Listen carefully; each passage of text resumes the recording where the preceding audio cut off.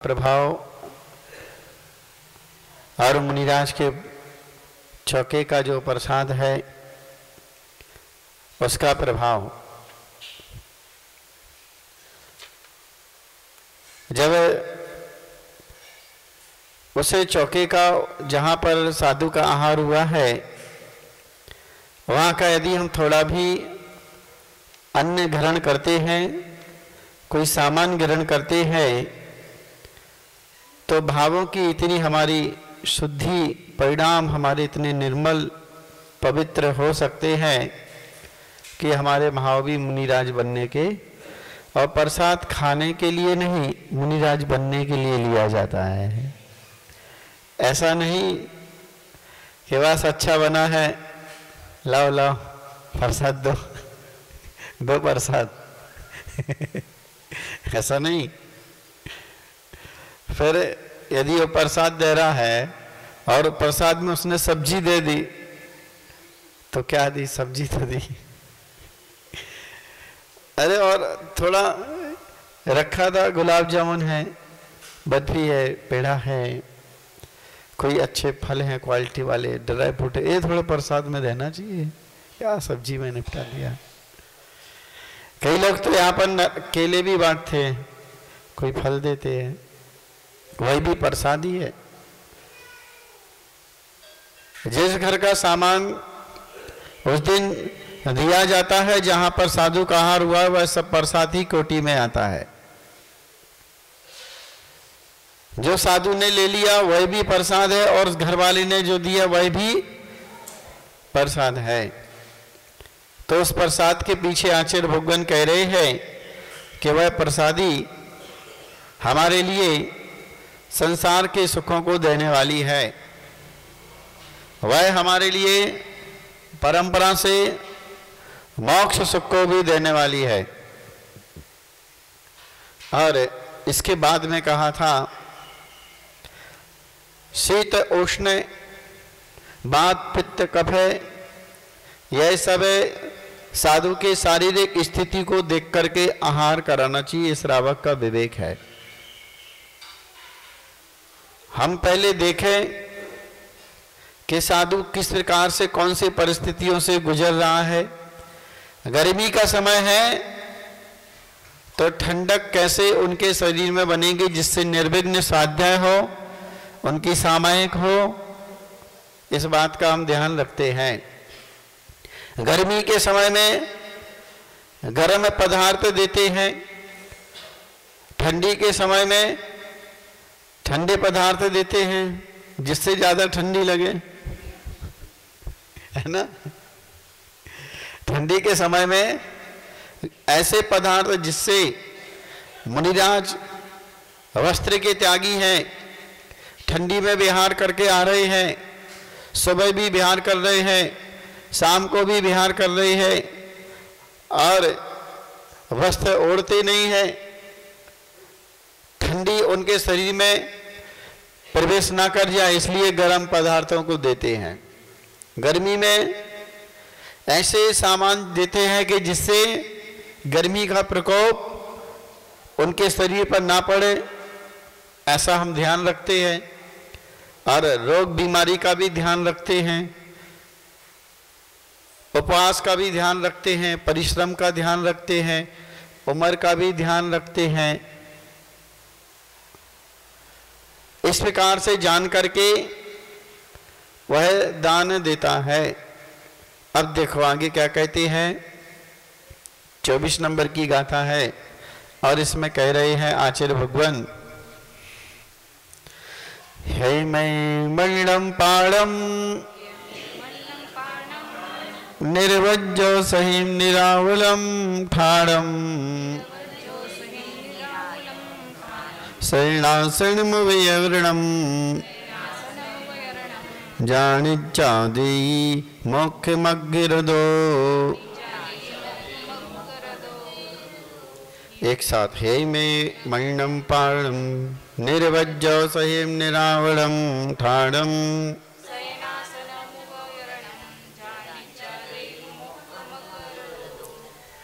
अब हमारे लिए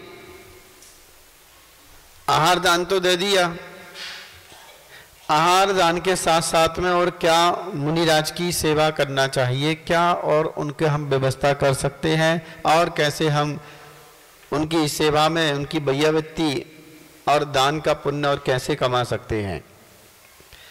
हे में अन्नम पाणम, जो हेते मिते अन्न पानम पीने के पदार्थ और भोज्य पदार्थ जो है, अन्न मतलब अनाज आदि जो हितकर हो और जो ये मतलब मितकारी हो या मधुर हो, अच्छा हो, ऐसा मन्नम अन्नम पाणम अन्न को, और पाणम मतलब पीने वाले पदार्थ ना, खाद्य स्वाद्य लेय और पेय, यह कितने प्रकार का भोजन होता है? 4 प्रकार का। खाद्य भोजन, स्वाद्य भोजन, लेय भोजन और पेय भोजन, यह 4 प्रकार का जो भोजन है जिससे हम पेट भरते हैं, वह चारों प्रकार का आहार, 4 प्रकार का वह आहार हमारे लिए देखभाल करके समझ करके देना चाहिए। खाद्य पदार्थ ऐसा हमारा हो कि जिससे मुनिराज की साधना बढ़ती जाए, जो उनके कर्तव्य हैं, ऐसा आहार नहीं करा देना कि साधु आए सामयिक करने ही बैठे, आलस आ जाए, हाथ पैर दुखने लगे, प्यास लगने लगे, भूख लगने लगे, तो सबका बैलेंस बना करके हमारे लिए रखना पड़ेगा कि खाद्य में क्या देना है। तुम्हारे जैसा नहीं, तुम्हारे में और संयमी में, आहार में, भोजन में अंतर रहेगा। तुम्हें बाटी खाओगे, दिन भर पानी पियोगे, महाराज जी है तो हमारे बागड़ की है, यहाँ तो यही चलता है, और इसके बिना तो बिल्कुल आहार देना जमता ही नहीं है। बाटी तो लेना पड़ेगी, लेना ही पड़ेगा। कोई ऐसे पदार्थ हैं, अब यदि साधु के लिए आप पूरे भरपेट यदि बाटी खिला दोगे, तुम तो पानी पियोगे, दूसरा पानी पियोगे, 3 बार पानी पी लोगे, दिन भर आप पीते रहोगे, शाम को फिर आपके लिए भोजन पानी करना है। परंतु जो वृत्ति है, महावृत्ति है, यदि उनके लिए ऐसे खाद्य पदार्थ जो कड़क हैं, जो पानी मांगने वाले हैं, जो आलस देने वाले हैं, जिससे स्वाध्याय साधना में विघ्न बाधाएं आती है, ऐसे पदार्थ जो है वह पदार्थ सोच विचार करके देना। जिसके शरीर के लिए जो चीजें हानिकारक है, जो वस्तु हानिकारक है, देखो संसारी जीव है, यह चीजें सिखाई नहीं जाती हैं किसी के लिए। खाना, लड़ना, सोना, ये सब अनादिकाल के संस्कार से हमारे आ रहा है।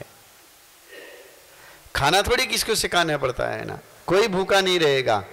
साधु भी यदि चौके में आएगा तो उसके शरीर के अनुकूल, उसके स्वास्थ्य के अनुकूल और उसके मन के अनुरूप जो सामान अच्छा रहेगा वह बराबर अपने हिसाब से लेते हैं, और उनके लिए अपनी साधना समझती है, अपने शरीर का बैलेंस समझता है, उनके अनुरूप ही वह आहार करते हैं। और जो मन के अनुरूप आहार होता है उस आहार का प्रभाव अधिक होता है। और तुम्हारे मन से फिर होगा तो क्या होगा, बिगड़ जाएगा आहार ना। हमारे हिसाब का यदि हम तुमको भोजन कराएंगे तो तुम्हारे लिए भोजन नहीं रुचेगा, और कब तक करोगे। हमारे अनुरूप नहीं, साधु के शरीर के अनुरूप, साधु के स्वास्थ्य के अनुरूप, साधु के उम्र के अनुरूप, साधु के साधना के अनुरूप उनके लिए खाद्य पदार्थ देना। खाद्य पदार्थ में क्या आ गया, रोटी है, सब्जी है, दाल है, चावल है, जो गिरास रूप से बना करके खाते हैं, वह खाद्य पदार्थ हैं। कितने प्रकार की रोटी बनती है, कितने प्रकार की सब्जी बनती है, यह खाद्य पदार्थ है। खाद्य पदार्थ के बाद में है स्वाद्य पदार्थ। स्वाद्य पदार्थ में खाद्य स्वाद है।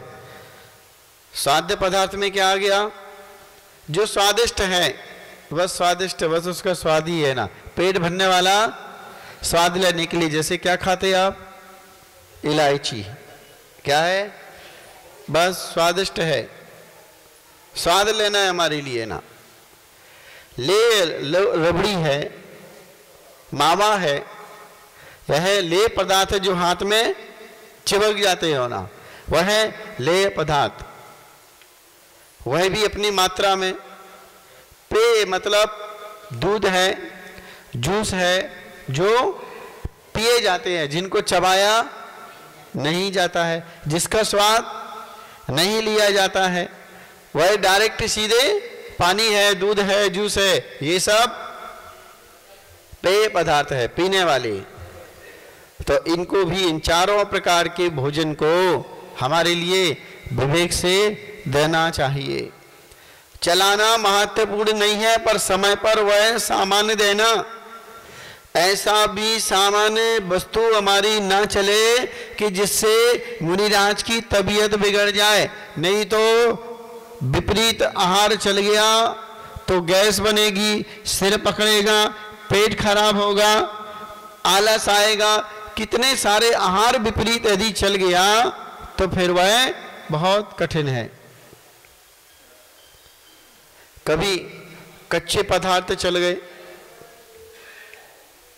तो ऐसा भी कभी हो जाता है। यह जैसे जैसे उम्र बढ़ती है तब ये सारी व्यवस्थाएं समझती हैं साधु के लिए। बचपन में जैसे आपके लिए कुछ भी पच जाता था, कच्चा खा लो, पक्का खा लो, जैसा भी खा लो, हो जाता था। पर जैसे जैसे साधु की उम्र बढ़ती है तो पाचन तंत्र कमजोर होता है, शरीर अनबैलेंस होता है, तब जाकर के वह आहार हमारे लिए समझता है कि कैसा विपरीत आहार हो सकता है। 5-6 महीने पहले एक दाना दाल का कच्चा चला गया था मेरे आहार में, मात्र एक दाना। इतना सा ही पीस लिया था, जो बड़े बनते हैं तुम्हारे उड़द के दाल के बड़े, और कच्चे बन गए। महाराष्ट्र में आहार हुआ, वहां की बात है, यहां आने के पहले ही आते ही सिर पकड़ा और चक्कर आए, और चक्कर आते ही इतने इस प्रकार से वह जहर बन गया कि इतना जहर बन गया कि बैठना मुश्किल, लेटना मुश्किल, और 2 दिन तक बहुत वेदना। ऐसा होता है यदि आहार विपरीत आहार चला गया तो फिर शरीर से साधना नहीं होती है। और इस प्रकार से स्थिति बन गई कि 2:30 बजे मेरे लिए लोगों को बुलाना पड़ा कि अब नहीं सहन हो रहा है ना। 2:30 बजे के करीब लोग आए, सभी जो साथ में लोग थे उनको बुलाया, उनके रूम पर उनको आवाज लगाई और उनको बताया कि ऐसी तकलीफ हो रही है ना, उल्टी पर उल्टी और चक्कर के चक्कर आ रहे, आंखों से दिख नहीं रहा, पेट का पेट दुख रहा। तब रात में डॉक्टर आए, बोले आहार में क्या चला है, तब पकड़ में आया, चेक किया कि आहार विपरीत चला, इसलिए अचानक से सारी स्थिति बन जाती है। तो देते समय भी ध्यान रखा जाता है कि सामान तो ठीक हो, और समय पर वह किसके ऊपर कुछ भी दे दिया तो फिर वह विरुद्ध आहार हो जाता है। दूध मट्ठा है, एक साथ चलेगा तो प्रगति के विपरीत वह भोज्य सामान्य बन जाएगा। तो यही भी विवेक नहीं तो सामान लाए हम, और हमारा सामान महाराज जी को चलना चाहिए जब भी चले। कई तो ऐसा रहता है कि ध्यान नहीं देते साधु, तो अंजलि में पटक करके चलते बनते हैं। कई बार तो शोधन नहीं होता है, चलेगा और साधु का अंतरा आ गया, तुम तो रख के चले गए, शुद्धि बोली, आहार दिया और चले गए। जब ज्यादा साधु क्वांटिटी में रहते हैं तो इस प्रकार से कोई लोग करते हैं कि आज हमारे लिए 10 साधु को आहार देना है, आज हमको पूरे संघ को आहार देना है, और कहीं पर भी एक से ढंग को नहीं करा पाना।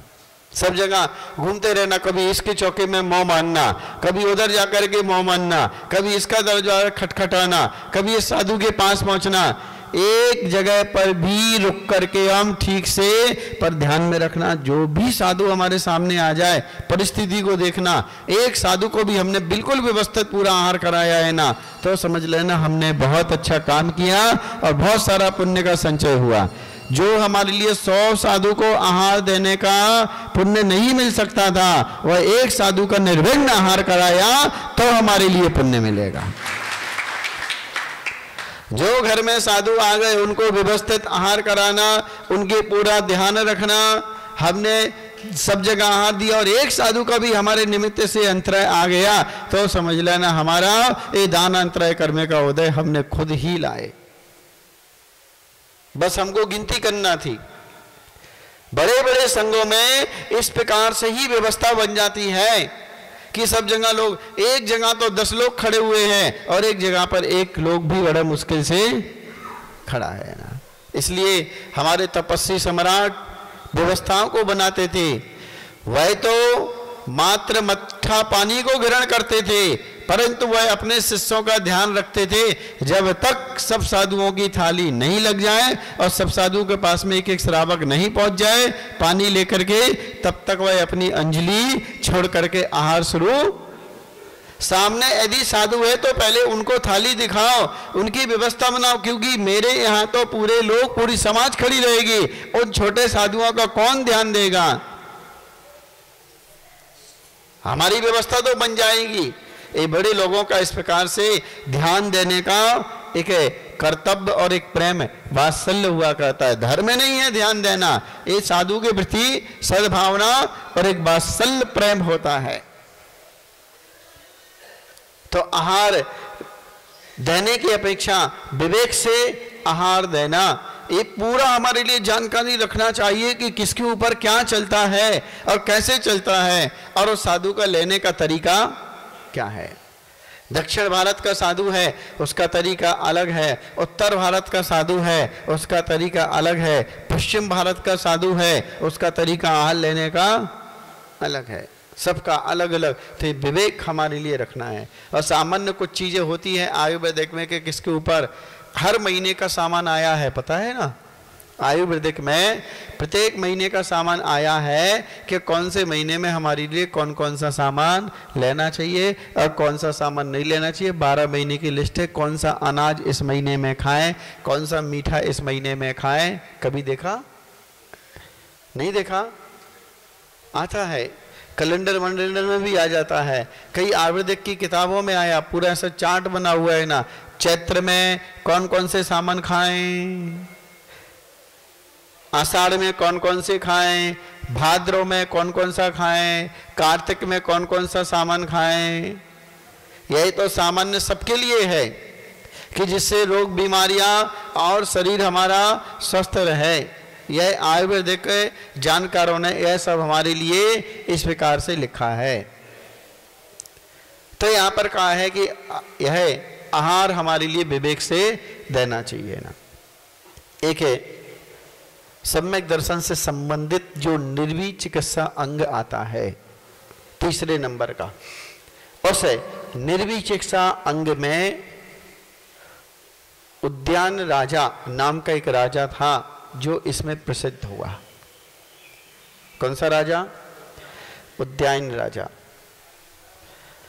वह उद्यान राजा निर्भीक चिकित्सा अंग में इस प्रकार से प्रसिद्ध हुआ कि उद्यान राजा सम्यक दृष्टि जीव था, उसके बारे में स्वर्ग में चर्चा चल रही थी कि बहुत जैसे राजा सैनिक की चर्चा चली थी, ईशान मुनिराज की चक्रवर्ती की चर्चा चली थी, ऐसे ही उद्यान मुनिराज की स्वर्ग में चर्चा चल रही थी कि उद्यान जो मुनि है वह सम्यक दृष्टि है, गुरु भक्त है, बहुत वह अपने आप में श्रावक धर्म का बहुत श्रेष्ठतम से पालन करते हैं।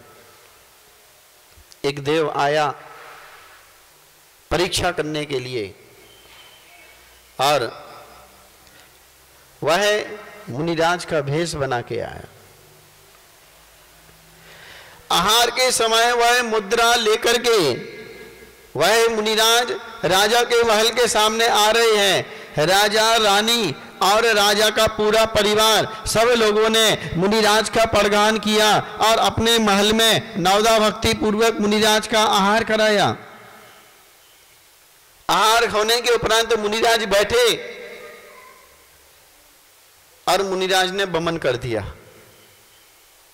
पूरा चौका बमन से, उल्टी से भर गया पूरा। अब उसकी इतनी खराब स्मेल, सब लोग भाग गए वहां से। राजा और रानी दो ही पात्र बचे। रानी और राजा उस बमन को अपने हाथों से उठाते, एक बर्तन में रखते और उसको बाहर फेंकते हैं। राजा मुनिराज के हवा दे रहे, सेवा कर रहे हैं कि ये कैसे हो गया। हमारे यहां पर महाराज जी का, मुनिराज का आहार हुआ और पूरा आहार निकल गया। वह महाराज के सामने हाथ जोड़ करके विनयवत वह खड़ा है और महाराज से प्रार्थना कर रहा है, महाराज मेरे लिए क्षमा करना, मेरा ऐसा कौन सा पाप कर्म का उदय था और मेरी ऐसी कौन सी गलती हो गई कि आहार में कोई विपरीतता वस्तु चल गई जिससे आपके लिए बमन हो गया। उसने वहां पर घृणा नहीं की, वह वहीं पर खड़ा रहा, मुनिराज के शरीर को पहुंचा, उसे जमीन को उसने साफ सुथरा किया और महाराज से वह निवेदन कर रहा है कि महाराज जी मेरे लिए क्षमा करना, मेरे से यह भूल हो गई कि कौन सा ऐसा आहार मेरे से चल गया है कि जिससे मुनिराज का पूरा आहार बमन रूप से बाहर निकल गया। ऐसा वह अपने आप में अफसोस कर रहा था, अपने आप में वह पश्चाताप कर रहा था और इसका परिणाम ये निकला कि वह देव प्रसन्न हुआ कि बाहरे राजा तेरी भक्ति को देख करके मैं मान गया कि मैंने ऐसा इतना विकराल मुनिराज का गंदा रूप बनाया और पूरा चौका गंदगी से भर दिया, तब भी तू भागा नहीं और वह अपने हाथों से उलीचा। वास्तव में तू सच्चा गुरु भक्त और सम्यक दृष्टि जीव है। कैसी परिस्थितियों में भी मुनिराज की सेवा हमारे लिए करना चाहिए। जब मुनिराज बीमार पड़ जाएं, शिथिल हो जाएं, बूढ़े हो जाएं, जब उनके लिए शरीर की शिथिलता हो जाए, किसी भी तरह से कोई उनके लिए रोग बीमारी घेर ले, तब उस समय मुनिराज को ऐसे भाव नहीं रखना कि अब कैसे हम करेंगे। निर्विचक सा अंग का पालन करते हुए वह श्रावक उनकी सेवा करेगा। इस प्रकार से यहां पर कहा है